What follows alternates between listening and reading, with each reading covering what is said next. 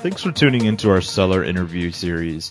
Up today, we've got a private affiliate site for sale in the music niche. Created in 2010, this business makes $1,891 per month in net profit, and the listing number for this site is 40806. Now, we do these interviews to give potential buyers more information about both the seller and the sites they're looking to purchase. We hope these insights are helpful for you in making a buying decision. We've got the seller with us today to go through the business to cover everything from niche selection to traffic and monetization. Thanks for coming on, Guillaume. Yeah, thanks for having me. Yeah, before we get into the questions here, just a quick summary. As I mentioned, it was built in 2010, has a monthly revenue of $2,364, expenses $474, for that total net profit of $1,891. And that is over a 12-month average. And with the sale of the site includes the content, obviously the domain and the social media profiles will be included in the sale. So my first question for you is, can you tell us a little bit about your background in building and running online businesses? Was this kind of your first one? Have you built other ones, or what's the story there? Yeah, sure. This was actually my first one since I've had a couple of other ventures, and I guess we'll get to the reason for the sell later on. But right now I'm working full time on my biggest one. And when I first started, I was 17 years old, which was, I guess, quite young looking back. And yeah, I was really, really passionate about this particular niche. And since as I've learned, I've grown the site, and bit by bit, here we are. So definitely the first one, just got into internet marketing at the time, looked very different to the landscape that it was today. I bet 6 years is like 2 or 3 lifetimes, right? In internet marketing years, yeah. You just briefly described how you came up with the idea. You're passionate about this niche, but for someone that is out there looking into this business, maybe it's their first time looking at an online business and they don't exactly understand what we mean by an affiliate site. Could you just briefly explain how the business makes money? Yeah, of course. I guess affiliate site it could be a bit misleading. The site makes money exclusively through its own product that I created, which was a pretty involved process. So it's a video product in this niche, so like a course. And it runs on the ClickBank network, which hence probably gives its tag of affiliate, which means actually goes the other way around, where some of the revenue is actually generated by affiliates on the ClickBank network. It's a small portion today, but so the large majority of the money is made with one main course, which is a bit more of a generalist course. So it's an info product style video based course. Very interesting. So you actually built the course. It's on ClickBank. That's correct. Cool. So was that an easy process, or was that pretty difficult to get on there? Getting on ClickBank isn't particularly difficult. Building a product that sells is obviously quite involved, but once it's up and running, the rest is leverage. Yeah, definitely. So do you have other affiliates then promoting this product as well? I do, yeah. It's quite new. It's only been about, I'd say, 6 months to a year that we started seeing some organic affiliates coming in, and we see some recurring names. I haven't actually reached out to them, but we are seeing a small portion of our revenues generated by affiliates. Just to clarify, is this course coming with the sale, or would the new owner be an affiliate of No. Of course, the product itself would transfer over. Okay, cool. So the new buyer would inherit these other affiliates. For those That's out correct. there who is just learning affiliate marketing, that means there's other people who will be promoting the course as well, and you will get a cut for every time they make a sale of your product. Does that sum it up about right? Yeah, absolutely. They currently make 50%, and 50% is for you, and it was all hands off. So that's awesome. That's really cool. So you just mentioned is a bit hands off. You're starting to get affiliates in. Why are you selling the business? Why not keep it and grow it? Yeah, sure. Great question. I've asked myself that several times. It's mostly I'm right now very, very actively involved in a tech startup that I've co-founded a couple years back, which is a software business in the AdWords or pay-per-click space. And it's really an intense, it doesn't at all have the same mentality of a lifestyle entrepreneur or, a hands-off, make money while you sleep type of dream business. It's much more of a grow aggressively, meet investors, build a in-house team.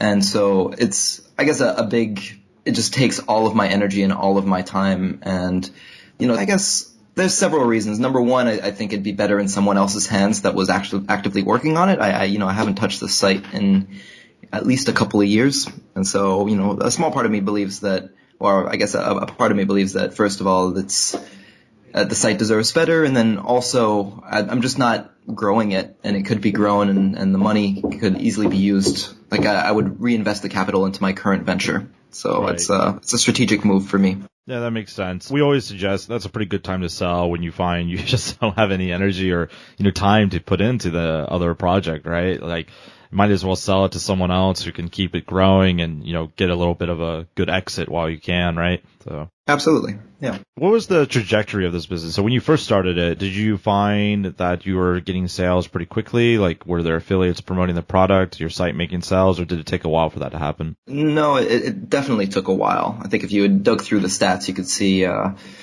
it really did take a while. In the beginning, I guess I didn't have very aggressive growth techniques in the beginning. I was really, I guess young and naive, I guess. And I used a lot of really, like, I guess extremely white hat techniques. I would barely call techniques, like releasing free content, packaging up free guides, building articles. I was just kind of doing the thing I was passionate about. And it really did take quite a long time for it to gain enough, like link equity and traction on Google. And it's only several years later, actually, like after I had kind of moved away from this project, that it kind of picked up by itself and continued growing, which was really, yeah, it was really neat. It's just like, I guess a lot of the SEO techniques that I use just like take a while to kick in, or took a while to kick in. That's cool. It's funny with so many different projects. I definitely have had those moments where I got a check from ClickBank, like, oh, what is this for? And I totally forgot about some site or something I'd built years ago. Yeah. And then when I saw a little bit of traction, I began nurturing it, growing it a little bit more. And then since, I guess it's been a couple of years that I haven't made that my primary project. Is there anything you learned from this business that you're going to be applying, say, to this new startup you're building right now, or something about this business that just worked really well for you that you might continue on doing in your other projects? Yeah, absolutely. I guess, like my background is in paid advertising, so I'm a AdWords and Facebook ads kind of guy, which is really where my strengths lies and it's my primary skill set. And as such, I tend to favor that traffic source a lot. And I don't know, I guess there's always a bit of I don't know if there's a rivalry or just like there just seems to be a split between the SEO kind of guys and the PPC kind of guys. And for this particular site, it happens to be all SEO, and it's worked incredibly well. And so with that, I've learned I guess what I take with me is that, organic really can be incredibly powerful and extremely stable.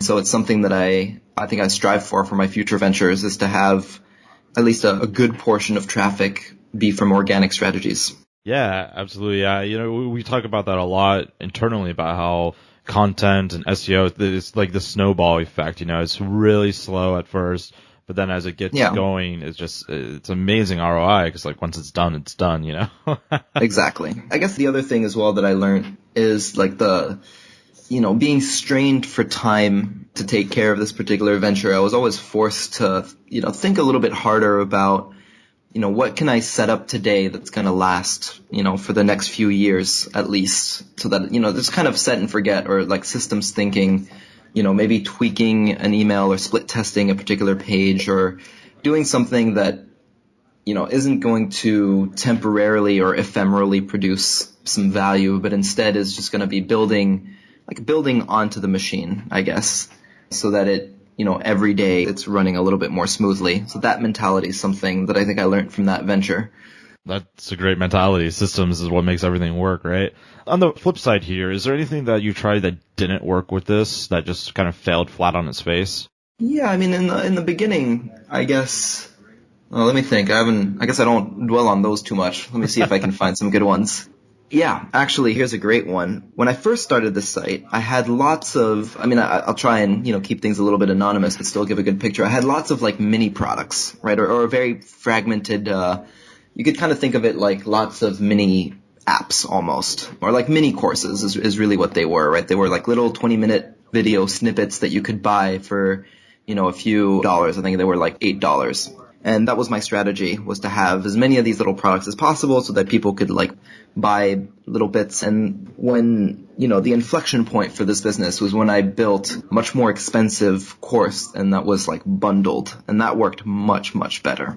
So I guess my mistake there was, understanding how difficult, or like not understanding how difficult it is to get someone from a lead state to a buyer state. And, oftentimes one way to remedy that is to sell more upfront sometimes. Not always, but, on this particular business, that's what worked. So the concept of expecting people to buy very frequently little things is not something that worked well for this particular business. That's interesting. And then you also mentioned, too, that your traffic is all organic. Do you get any other forms of traffic to the site, or is it just purely SEO?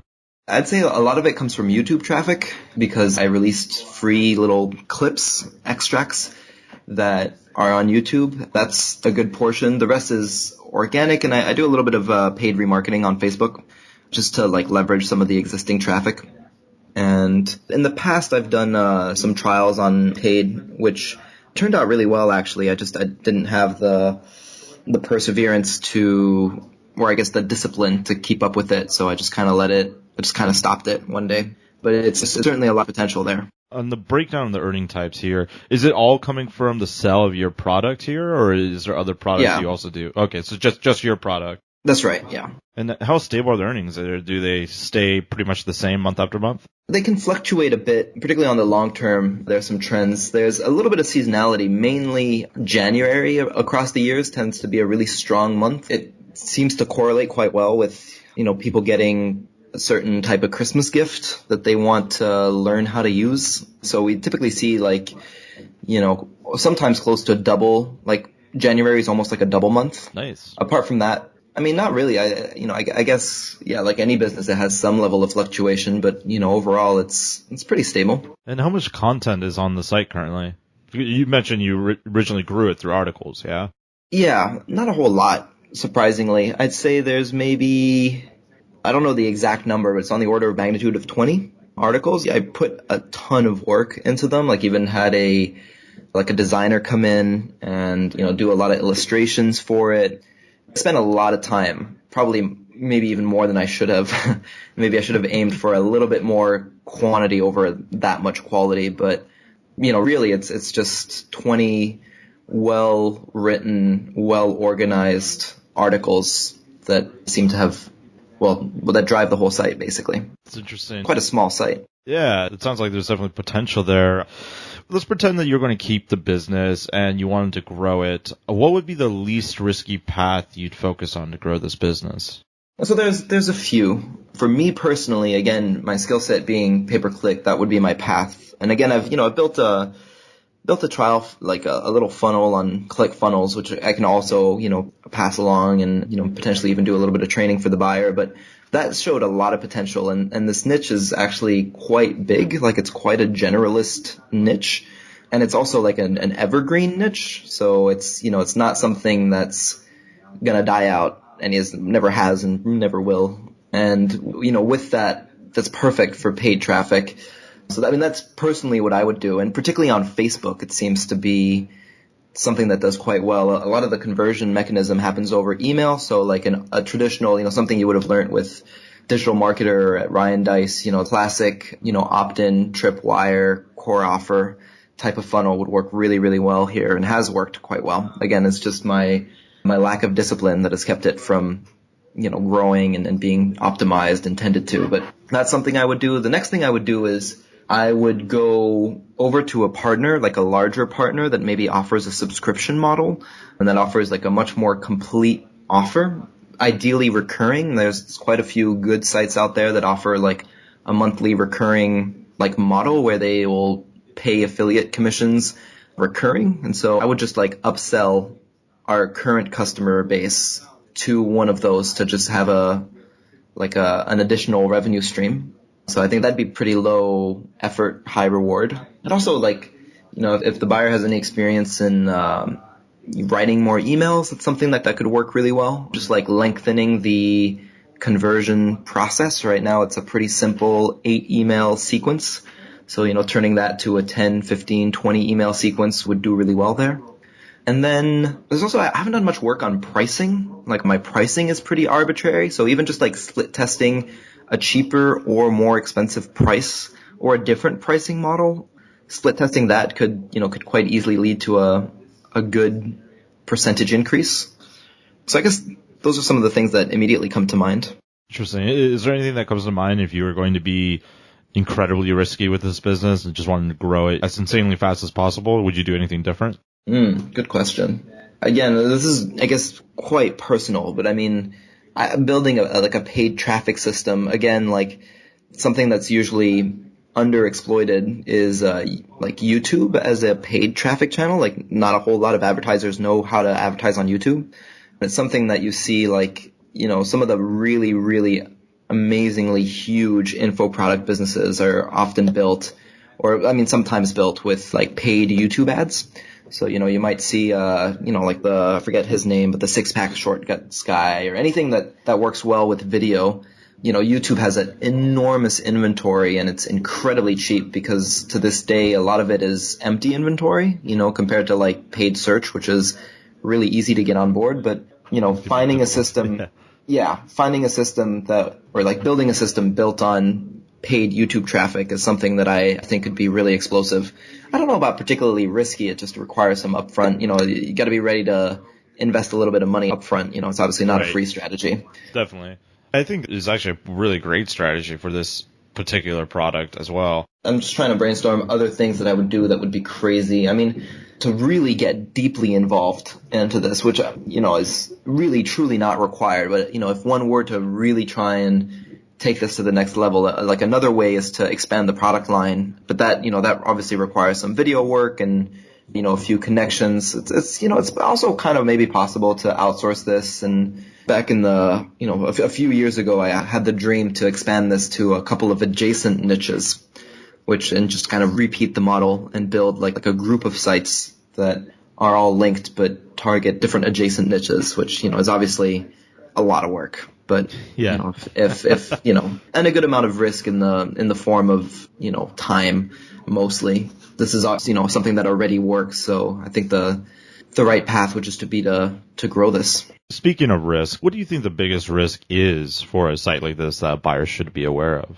I guess like as with any site that's built on organic, trying to grow this too aggressively on organic, something that leads to a penalty with Google would, have a really big impact. There is a large reliance on organic traffic and luckily, it's been built on really, really solid, white hat techniques, which is all like basically very organic. I've done no aggressive link building myself.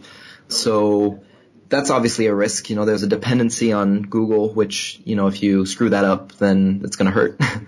After that, I would say, I'm not sure. I guess like an affiliate that gets too aggressive, or I guess some kind of like, I don't have a pretty transparent, pretty open with like reviews. I don't have a particular strategy in place there, but if like reviews got out of hand, it's not something that's happened, but if it did, like that, by reviews getting out of hand, you mean like affiliates making some crazy claim, or? I mean, for example, or like, I wouldn't really expect this to happen, but like negative reviews for the products that like outranked some of our pages, for example. Right. But I mean, I don't know. Apart from that, like there's no technical risk, right? It's a super simple site that's not even built. Like it used to be built on WordPress, and we built a lot of like custom code on top of WordPress that made it hard for us to upgrade our WordPress version. And, this could lead to some security flaws in the past, but right now it's just built on a super simple like PHP framework. This is really, really easy, really simple, like site never goes down. This is very, very stable on that front. So, I mean, the only big thing I can think of is the vulnerability on the Google end. If a buyer were to expand a little bit too aggressively or take some risks in terms of, I guess, very short-term thinking. Gotcha. That's what comes to mind. Then moving into the work required here, can you describe the amount and type of work you are doing right now to maintain the site? Like maybe on a weekly or a monthly basis, like what are you doing to maintain where it's at right now? Yeah, sure. I think that's probably the greatest strength of this particular web property is that I legitimately have like barely touched the site in the last couple of years, which is really, really nuts. And I don't even know if that's really wise, because I'm just kind of letting the forces that be guide a lot of the results. Hence coming all the way down to, I should probably sell this thing.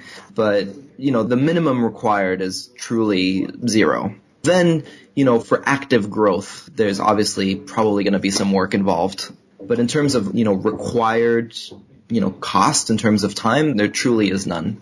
I'd say that could probably be some systems around, I don't have a lot of systems around like customer support, which isn't, that's obviously like a bit, I think that could be quite easily outsourced to a VA if, getting a better customer experience, which, I would advise, but it's not something that I've done, is, that's not something that exists today. And that's something that I think would be welcome, particularly if the objective is to increase the customer lifetime value of the user base. So like get recurring purchases and, increase trust. I think that goes hand in hand with increasing support and increasing service. So, that's something that a buyer could do himself, just checking the email inbox for customer queries or questions or, problems. But that's actually not something I do today.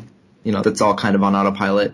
But I think that's something that could be improved, and that would require a little bit of work. And by a little bit of work, I mean like, maybe half an hour a week. But again, the minimum, for, on a pure investment mindset, this doesn't require any work. Excellent. Is there any skills or requirements you'd suggest someone to have before they purchase the site, especially if they're not familiar with the niche? Not really. I mean, I think knowledge of the niche isn't something that's particularly, I mean, obviously it's a huge bonus if the buyer happens to have some, it'll just help the buyer relate to the audience better, if they're writing emails or copy. Obviously, an understanding of the niche and being able to get into the mindset of our customers is something that's going to be really helpful. But in terms of skill set, I think it's got a really low barrier. Obviously everything's kind of a bonus in my mind. If the buyer is good at traffic, at paid traffic or at SEO traffic or at YouTube, it's going to help a tremendous amount. I haven't done a ton of work on conversion rate optimization, and I feel like the site is drastically under optimized, meaning it gets really high like traffic volume and, small tweaks in the purchase funnel, in the checkout funnel, in the landing pages, like I guess a little bit of experience in understanding and conversion rates would be really beneficial. Again, most of these I'd say are bonus and aren't really required. If the buyer has a team that knows a little bit of HTML, CSS and can do some basic stuff there, in terms of like expanding the site, it's pretty easy, but it's not built on a framework like WordPress or like another CMS that requires absolutely no experience. So, if the buyer happens to have some, like himself knows a little bit of PHP or has a friend who, or has someone on their team who can sort that out, again, it's such a, it'd be pretty easy to go on Elance to get some work done there too for cheap. It's, it's a really widespread language, but yeah, I wouldn't say there are any requirements. Again, I think there's a lot that can help on, just internet marketing skills, I guess, would help a lot. Yeah, of course. Yeah, definitely. It's a classic info product business. So, if the buyer has experience with an info product business, which again, I think is probably one of the easier ones, as compared to maybe an e-commerce or something where there's some stock management or like a Amazon affiliate business. Like, this one's really selling, megabytes over the internet, so it's pretty good. I like that, selling megabytes. Moving into some wrap-up questions here. Would you be willing to sign a non-compete with the new owner? Absolutely. No problem at all. I have no intention to pursue this niche again. I've kind of lost my passion that I had in my teens and, younger 20s, so there's very low likelihood that I'm going to explore this market segment again. And how much support would you be willing to offer a buyer? I mean, as much as is needed in my eyes. I mean, of course, I'd expect that there's going to be quite a lot of questions. I mean, Skype calls are kind of in my expectations, particularly in the first few months, at least particularly in the first month. I mean, eventually I don't expect to, I guess, collaborate on growing the site, for example, but in terms of support, I'll definitely be here. And I think until, as long as we maintain a healthy relationship, which I'm sure we would, questions over email on the long term are totally acceptable to me. So whatever is required for the buyer to get the maximum return on investment, and particularly around like anything that, I might have. I mean, I put in a real effort to really package up the site and, like, for example, a lot of the market research documents or the like material that I've given out to freelancers, PSDs, Word documents, guidelines. I've put all of that with like in a Dropbox, which comes with the sale. But any additional support questions, I'm going to be really open to. So I hope to be, I guess, very responsive. Excellent. Now, obviously, the best case scenario here for you and for Empire Flippers, someone comes in and buys the listing outright for full price. But would you at all be open to, say, like an earn-out scenario where someone's like, I'll put down 80%, and after so-and-so's training is done, I will put down the remainder 20% or something along those lines? Would you be open to that? What do you mean training is done? Such as like training with me? Yeah, like 30 days of support have been reached, or maybe some other kind of earn-out scenario. Yeah, I mean, it's obviously not my ideal case scenario, like you say. I guess, it could be something I'm open to, particularly if the terms are, maybe if, like, the price is a little bit more, or if, I don't know that I'm particularly interested in that. It's something I'm willing to hear offers. I'm not radically against it. Yeah, it obviously is very much case-by-case basis too, right? Yes. So before I ask you my final question here, just to give a quick summary again for everyone out there listening in about this business, it was built in 2010 as a monthly revenue of $2,364, expenses sitting at $474, and a net profit of $1,891. And that is over a 12-month average. Included with the sale comes the content, domain, as well as the social media profiles, which will be included with the transfer. So an estimated 8,000 emails also included with the sale. That's a pretty good chunk of emails for sure. Definitely some retargeting opportunities there. So my final question for you, my hot seat question, if you will, is what's your best pitch in 30 seconds or less on why someone should purchase this business? I'd say that it's very stable in an evergreen niche, and a niche that's got a ton of opportunity. It's really, really big. So, it can sustain really, really big growth, meaning really high ROI. And it requires little to truly no maintenance. So, I'd say it's the dream passive asset. Yeah, and I would agree it has a lot of really interesting potential, especially since you're transferring the product over and already has affiliates. There's just so many different ways. If someone did want to actively grow it, there's a lot of different ways they could, which is really cool. So for those people out there, if you're watching this on YouTube and you want more information, the link will be below the video that would take you to our marketplace listing. Now, if you're watching it on the listing page and you want more information, you can become a depositor today. All you have to do is click the button, make a deposit, and you'll be given everything you need to review this business. So thanks for coming on, man. It's been an absolute pleasure. Super interesting business. And thanks for answering our questions. Yeah, thank you. Thanks very much.